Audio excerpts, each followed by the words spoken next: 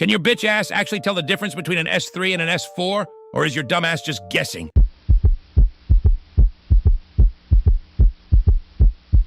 An S3 occurs in early diastole during rapid ventricular filling.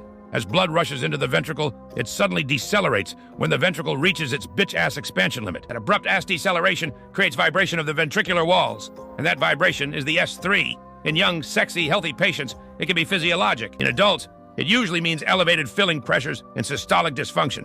Think dilated ventricle, volume overload, and fucking heart failure, you fuck.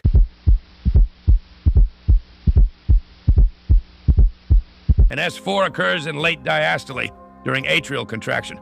The atria squeeze and force blood into a stiff, non-compliant ventricle. Unlike S3, an S4 is never normal, dumbass. It reflects decreased ventricular compliance, seen in hypertrophy, ischemia, and cardiomyopathy. Don't forget to follow, like, comment, and share, fam. I appreciate all you sexy bitches for the support.